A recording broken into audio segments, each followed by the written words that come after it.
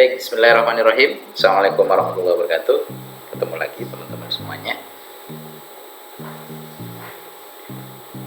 Kali ini saya akan coba menjelaskan kepada teman-teman semuanya,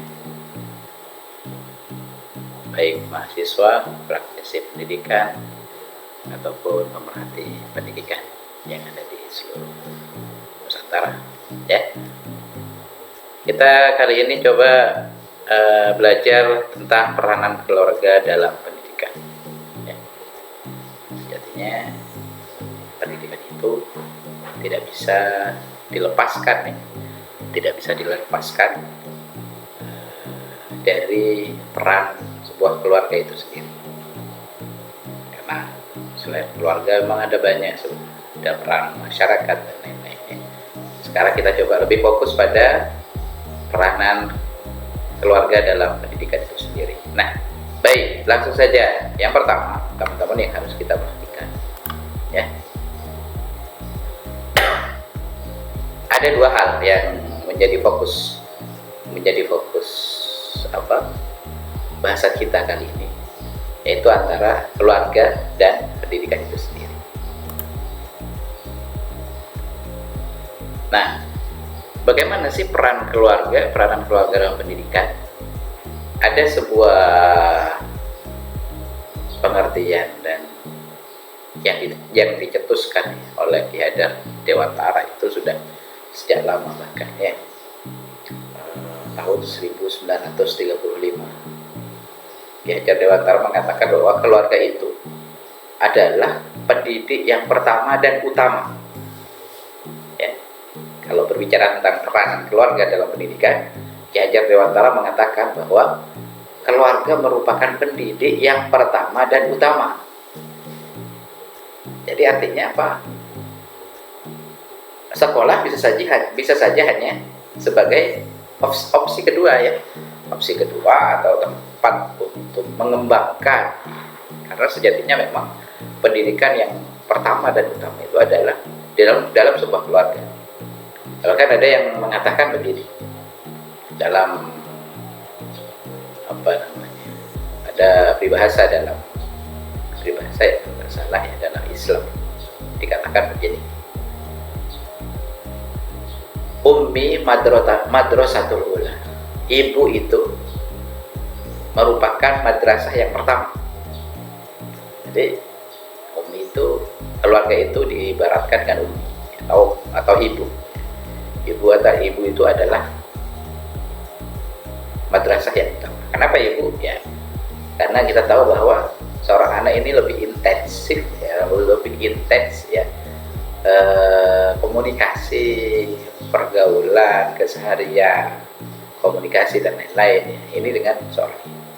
Nah, sebab itu maka keluarga itu sekali lagi adalah pendidik yang pertama dan utama. Ini dia dicetuskan oleh Ki Hajar Dewantara.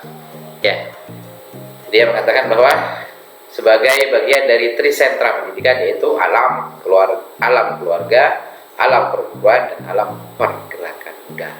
Itu yang disampaikan oleh Ki Hajar Dewantara. Ya, jadi keluarga itu sangat vital ya. Ya, jadi keluarga itu sangat vital. Khususnya kalau kita melihat pandemi COVID-19 ini sejatinya mengembalikan lagi. Kenapa saya mengatakan mengembalikan lagi? Artinya begini,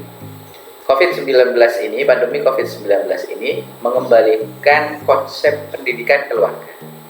Mengapa seperti itu? Kita lihat bahwa pendidikan selama pandemi COVID-19 ini dirumahkan, tanda kutip. Artinya dikembalikan ke rumah. Ada yang mengatakan kuliah daring, kuliah dalam jaringan. Ada yang mengatakan juga kuliah online. Siapa yang mengajarkan? Keluarga. Siapa yang mendampingi? Keluarga. Meskipun materi-materi itu disiapkan dan diberikan oleh guru, oleh dosen, oleh ustadznya, tapi 80% yang memegang peranan itu adalah keluarga itu. Ya, jadi memang menarik, ya, menarik kalau kita berbicara masalah pendidikan keluarga ini. Yang awalnya sebelum pandemi kita tahu bahwa pagi sudah diantar ke sekolah, ya kan, kemudian yang sekolah negeri katakanlah atau tidak full day, sorenya masih sekolah diniyah gitu ya, malamnya ngaji, setelah ngaji main, setelah main istirahat, besok ngaji lagi, begitu siklus dari kehidupan anak.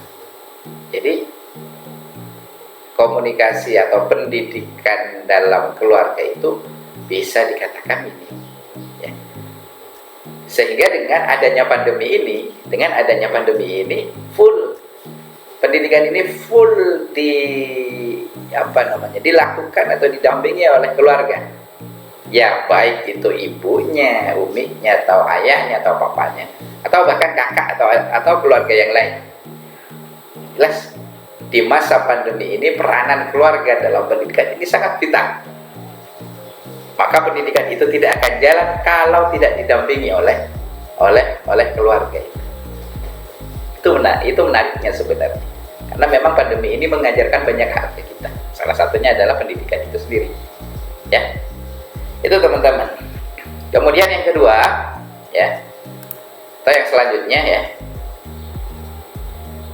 Ada pola kerjasama sebenarnya. Ada pola kerjasama antara keluarga, satuan pendidikan, juga masyarakat. 3 elemen ini, ya. Kita lihat, ya, kerjasama ini untuk siapa? Untuk peserta didik, untuk anak-anak kita, untuk peserta didik semuanya. Kita lihat pola kemitraannya atau pola kerjasamanya, ya. Antara keluarga ini bermitra dengan satuan pendidikan bermitra dengan masyarakat, masyarakat bermitra dengan keluarga. Begitu siklusnya, semua bermitra. 3 elemen ini, masyarakat, keluarga, satuan pendidikan, ini harus kerjasama. Untuk apa? Untuk memberikan manfaat kepada peserta didik, ya. Karena kalau tidak ada kerjasama yang baik antara keluarga, satuan pendidikan, dan masyarakat, maka tidak akan menghasilkan pendidikan yang optimal dan maksimal. Contoh, keluarga tidak melakukan kerjasama yang baik dengan satuan pendidikan, ya, apa yang terjadi? Katakanlah sekolah keluarga hanya menitipkan, ya, pokoknya anaknya disekolahkan, kemudian pulang tidak di cross check sejauh apa dia mengerti pembelajaran, sejauh mana dia belajar, gitu ya. Pokoknya dia diserahkan ke satuan pendidikan, maka peserta didik ini tidak akan maksimal mendapatkan manfaat. Karena apa? Pendidikan itu seyogyanya, sejatinya ini tidak hanya di dalam satuan pendidikan, tapi juga harus di follow up, ya, atau diulangi lah katakan, atau harus ditanyakan kepada anaknya, kamu tadi belajar apa, dengan siapa, apa yang kamu dapatkan, dan sehingga memang terjadilah proses timbal balik antara keluarga, satuan pendidikan, dan peserta didik itu, termasuk juga dengan masyarakat. Itu, ya. Jadi tiga komponen ini yang harus melakukan kerjasama baik antara, ya, keluarga, satuan pendidikan, masyarakat, sehingga akan memberikan manfaat kepada peserta didik. Nah, selanjutnya, ya, adalah ada beberapa strategi yang bisa kita lakukan untuk melaksanakan kerjasama tadi. Yang pertama ini adalah memperkuat peran keluarga dalam mendukung pendidikan anak-anaknya. Bagaimana caranya? Yang pertama adalah kita tahu bahwa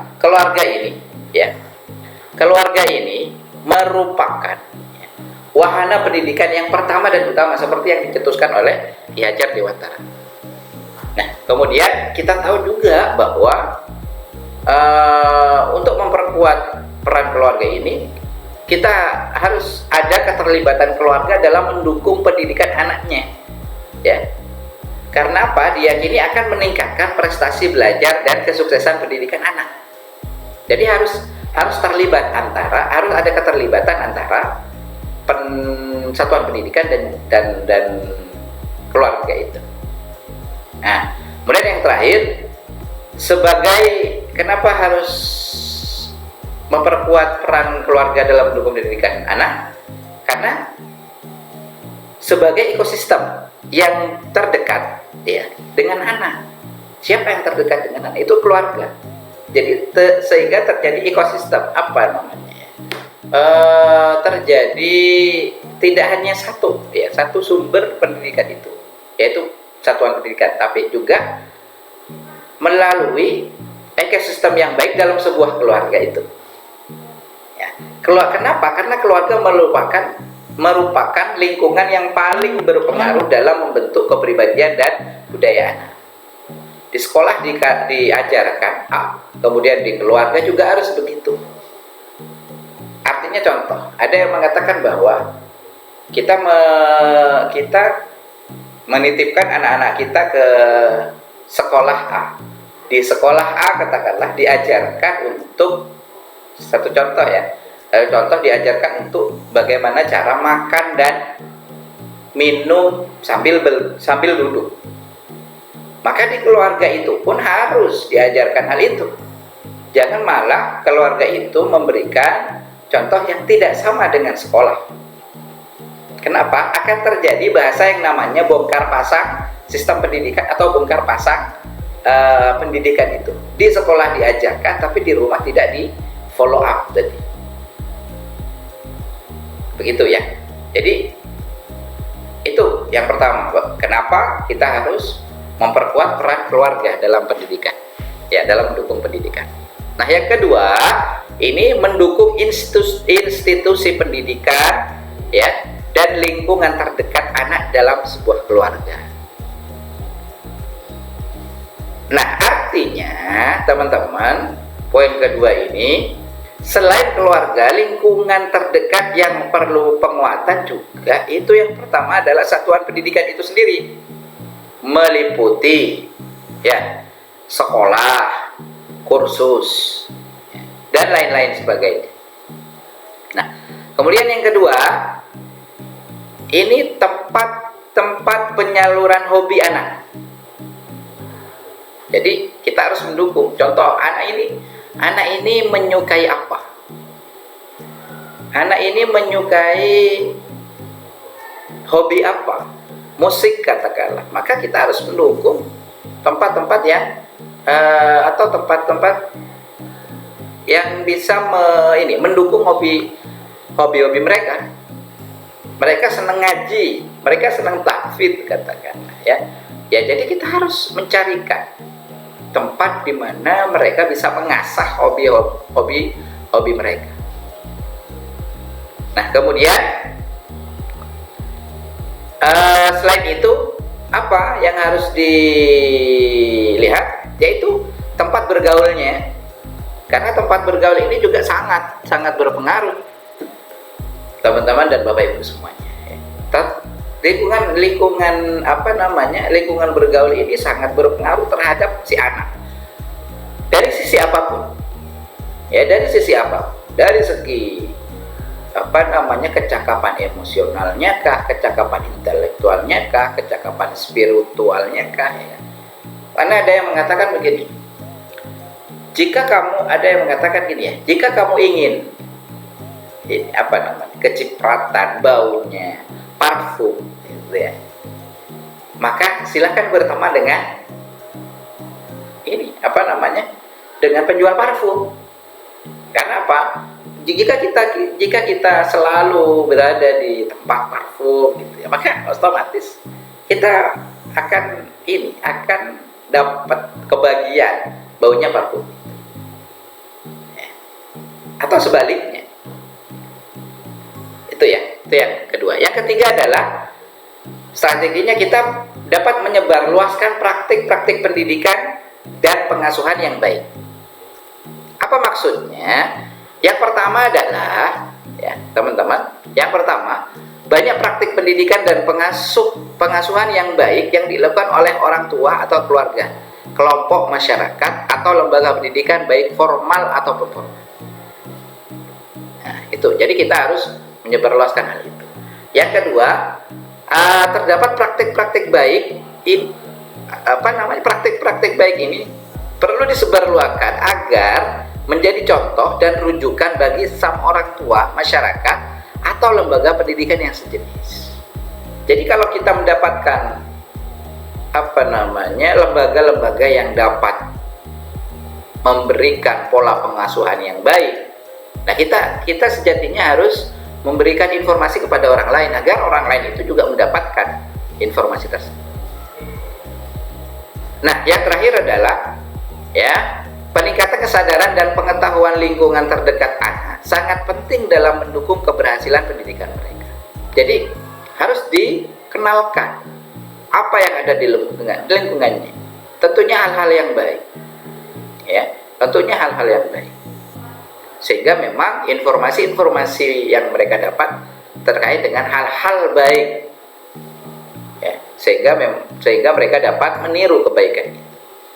Nah, itu yang ketiga. Yang keempat, ini bagaimana cara mengurangi kesenjangan, strateginya adalah mengurangi kesenjangan dalam memperoleh praktik pendidikan dan pengasuhan yang baik antar daerah, status sosial ekonomi dan gender. Maksudnya apa? Kesenjangan dalam proyek praktik pendidikan dan pengasuhan yang baik dapat disebabkan oleh faktor geografis, sosial ekonomi atau gender. Kita lihat ada kebijakan Kemendikbud pada zamannya Pak Anies Baswedan kalau nggak salah, dia memiliki kebijakan Indonesia mengajar di daerah 3T, 3T. Artinya apa? Di daerah 3T itu terluar, di 3T terluar, T yang selanjutnya artinya di beberapa daerah pelosok-pelosok yang sulit terjangkau. Gunanya apa? Gunanya adalah mengurangi kesenjangan dalam memperoleh praktik pendidikan. Sehingga kebijakan Indonesia mengajar itu memang diharapkan untuk mengurangi kesenjangan itu dengan cara memilih putra-putra terbaik tanah air dikirimkan ke beberapa pelosok yang dianggap masih memiliki kesenjangan dalam memperoleh pendidikan. Biasanya memang daerah-daerah terluar. Nah, kemudian yang kedua adalah tujuan pembinaan pendidikan keluarga bukan untuk melakukan penyeragaman, tapi untuk apa? Namun tetap menghargai keberagaman budaya untuk memperkaya dan berkontribusi pada perbaikan. Jadi tetap memperhatikan kebudayaan yang sudah ada. Nah, selanjutnya teman-teman yang kelima Yang kelima itu bagaimana cara peningkatan memperkuat kerjasama dengan kementerian atau lembaga terkait. Kenapa? Karena berbagai program pengembangan keluarga selama ini sudah banyak dilakukan oleh lembaga pemerintah dan non pemerintah, sehingga memang perlu yang namanya kolaborasi untuk saling memperkuat. Jadi memang kolaborasi antara institusi atau instansi manapun ini harus kita lakukan untuk memperkuat pendidikan. Nah, kemudian instansi lain ini perlu didorong, antara lain adalah Kementerian Agama untuk mengkoordinasikan pendidikan pranikah, contoh bagi calon pengantin atau calon orang tua. Jadi memang kita perlu kerjasama dengan beberapa kementerian, instansi terkait yang berhubungan dengan pendidikan itu. Oke, baik. Kemudian kalau tadi kita berbicara tentang strateginya, nah yang terakhir kita akan berbicara tentang bagaimana implementasi pendidikan keluarga pada satuan pendidikan. Kalau kita berbicara strategi, berarti harus juga bagaimana implementasinya. Baik. Yang pertama, Kita lihat bagaimana peran orang tua atau keluarga. Implementasinya yang pertama adalah orang tua atau keluarga ini harus memastikan anak datang ke sekolah dan memantau kegiatan anak sepulang sekolah. Agar apa? Agar pendidikan itu memang tercapai dengan maksimal. Jadi contoh, karena terkadang anak ini banyak ya, atau terdapat di beberapa daerah anaknya ini diminta berangkat sendiri, kemudian pulang sendiri, kemudian setelah itu anaknya main, sehingga dari keluarga ini kurang follow up atau kurang pantauan terhadap anak. Oleh sebab itu memang peran orang tua ini sangat vital sekali ya terhadap keberhasilan pendidikan itu sendiri. Sampai orang tua ini betul-betul harus memantau dia berangkat sudah sampai atau tidak, kemudian pada saat pulang dia sudah sampai ke rumah atau tidak, bahkan sampai pada ngecek ya kan apa yang sudah dibawa, kemudian pulangnya apakah sudah kembali sesuai dengan apa yang dibawa. Contoh katakanlah barang bawaannya ya buku-bukunya, karena terkadang kita sebagai orang tua kadang lalai ngecek ya kan, ngecek bagaimana sih bukunya anak-anak kita, apakah sudah ada atau ketinggalan di sekolah ya. Nah kemudian yang kedua, bagaimana peran orang tua atau keluarganya. Yang kedua adalah menanamkan nilai-nilai kedisiplinan ya, mulai dari kapan dia harus bangun ya, kapan dia harus sarapan, kapan dia harus ibadah, kapan dia harus sholat, kapan dia harus ngaji, kapan dia harus main ya kan. Dia memang harus disiplin. Kemudian kerja keras, bagaimana ia berprestasi, bagaimana ia gotong royong atau saling membantu dengan temennya ya kan, kemudian dan lain-lain ya. Dengan cara apa? Dengan cara melalui keteladanan, pembiasaan dan dialog ya. Orang tua ini, kita sebagai orang tua harus melakukan keteladanan. Contoh ya, kita meminta anak kita untuk katakanlah sholat ya.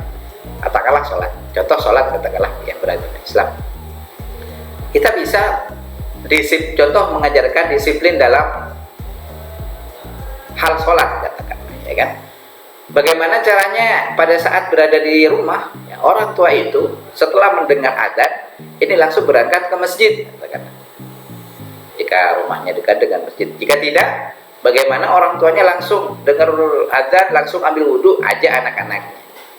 Karena terkadang ini penanaman nilai-nilai kedisiplinan ini atau nilai-nilai karakter di rumah ini terkadang tidak melewati atau tidak melalui keteladanan. Contoh ya, ada sebuah keluarga kadang ayo nah sholat, tapi kadang yang meminta untuk sholat itu malah tidak melakukan, artinya tidak memberikan contoh, sehingga anak itu kadang akan berpikir loh kok nyuruh, yang nyuruh aja tidak melakukan ya kan. Kadang anak-anak itu akan timbul pemikiran yang mencoba untuk protes ya, meskipun dalam hati karena tidak berani mengungkapkan ya kan? Kemudian harus ada pembiasaan. Nah, nilai-nilai kedisiplinan, kerja keras, gotong royong ini yang memang harus ada pembiasaan. Ada yang mengatakan memang betul, kita akan terbiasa ya, kita akan melakukan hal yang biasa. Kenapa? Karena kita sudah terbiasa. Kemudian lakukan dialog di rumah beserta anak. Katakanlah ada waktu senggang sebelum tidur, nonton TV bersama, kemudian di sela-sela itu lakukan diskusi. Nah, bagaimana sekolahnya, bagaimana kuliahnya, apa ada kendala, bagaimana dengan teman-temannya dan lain-lain, sehingga di situ akan ada nilai-nilai yang coba untuk dikeluarkan baik oleh orang tua dan juga anak-anak. Itu ya teman-teman. Nah kemudian yang selanjutnya adalah orang tua itu atau keluarga itu memotivasi dan mendorong prestasi anak, misalnya membantu pekerjaan rumah serta menanyakan tentang yang dipelajari terkait kejadian di sekolah. Tadi sudah saya jelaskan ya. Kemudian yang terakhir, yang keempat ya, menjalin komunikasi dengan guru untuk mengetahui kemajuan anak dan kejadian khusus yang terjadi. Nah, untuk dewasa ini atau akhir-akhir ini dengan canggihnya teknologi informasi, kita sudah dipermudah ya teman-teman. Kita sudah dipermudah, salah satunya adalah dengan adanya WhatsApp katakanlah, atau Telegram atau yang lain, atau media sosial ini, sehingga memang ada grup-grup tertentu, grup-grup kelas katakanlah ya, grup-grup kelas yang anggotanya ini terdiri dari wali siswa atau wali mahasiswa dengan gurunya atau ustadznya atau dosennya, sehingga memang di situ akan terjalin komunikasi ya. Kalau zaman dulu masih sebatas komunikasinya adalah ya jarang-jarang. Kenapa? Karena dulu memang tidak ada HP, tidak ada media gitu ya, untuk mempermudah. Kalau sekarang ini sudah banyak ya, ini sudah banyak. Nah, sehingga memang mempermudah komunikasi untuk mengetahui kemajuan anak kita ini sejauh mana, ada kesulitan apa gitu ya. Kemudian yang terakhir adalah orang tua ini harus berpartisipasi dalam kegiatan sekolah yang memerlukan keterlibatan orang tua. Apapun yang dibutuhkan terkait dengan keterlibatan orang tua ya, untuk kemajuan anak-anaknya ya, kita harus berpartisipasi dengan baik. Itu teman-teman dan Bapak Ibu semuanya. Nah, yang terakhir adalah bagaimana peran satuan pendidikan. Kalau tadi peran keluarga, kita coba peran satuan pendidikan ya. Peran satuan pendidikan itu yang pertama adalah menjalin komunikasi dengan keluarga tentang kemajuan belajar siswa dan kejadian-kejadian khusus. Biasanya ini dilakukan oleh wali kelas. Kalau memang ada kejadian-kejadian yang membutuhkan pembinaan khusus, biasanya akan dikerjasama dengan pihak BK atau bimbingan konseling ya. Biasanya ini akan dilakukan oleh wali kelas, dari grup-grup yang sudah saya jelaskan. Kemudian yang kedua, meningkatkan kemampuan keluarga melalui program parenting dan penyediaan buku-buku bacaan terkait dengan pendidikan pola pengasuhan, dan kemudian sekolah memberikan atau mengadakan pelatihan parenting atau bagaimana menjadi orang tua yang baik, kemudian mengundang wali ya kan, atau wali murid. Kemudian ketiga, mendorong keterlibatan orang tua dalam membantu kegiatan belajar anak di rumah seperti penyediaan fasilitas penciptaan suasana yang mendukung. Salah satunya apa contoh? Salah satu kecil aja. Buatlah di rumah, biasanya ada beberapa orang yang ingin agar anaknya melek informasi calistung, baca tulis dalam itu. Biasanya orang tuanya akan menyediakan beberapa koleksi atau katakanlah membuat mini perpustakaan di rumah, sehingga anak itu terbiasa dengan buku, terbiasa dengan bacaan-bacaan ya. Kemudian yang keempat adalah mendorong keterlibatan orang tua dalam kegiatan sekolah, misalnya apa, sebagai narasumber atau membantu kegiatan bersama, apapun itu. Karena setiap wali itu biasanya memiliki kemampuan dan keistimewaan tersendiri-sendiri atau keahlian tersendiri. Jadi memang dapat ilmu yang kita miliki bisa di-sharekan pada sekolah dengan cara menjadi narasumber atau membuat pelatihan dan lain-lain. Yang terakhir memberi izin kepada anak untuk mengikuti kegiatan ekstrakurikuler sesuai dengan minat dan bakat si anak. Itu. Ya, jadi memang agar anak juga dapat selain hard skill ya kan yang didapatkan, tapi juga ada soft skill yang bisa didapat oleh anak itu. Nah, mungkin itu teman-teman dan Bapak Ibu semuanya terkait dengan bagaimana peranan keluarga, bagaimana peranan satuan pendidikan dan juga masyarakat. Ya, secara eksplisit sudah saya jelaskan peranan masyarakat itu sendiri. Semoga bermanfaat untuk penjelasan tentang materi ini, khususnya materi tentang peranan keluarga dalam mata kuliah pengantar pendidikan. Ya. Semoga bermanfaat dan semoga memberikan manfaat untuk saya dan untuk teman-teman dan Bapak Ibu semua. Tetap jaga kesehatan, ya. Selalu rajin cuci tangan dan memakai masker. Kurang lebihnya mohon maaf. Jika ada yang kurang itu murni dari saya sebagai manusia biasa. Jika ada yang lebih itu karena pertolongan Allah Subhanahu wa taala. Itu saja. Sekian dari saya. Assalamualaikum warahmatullahi wabarakatuh.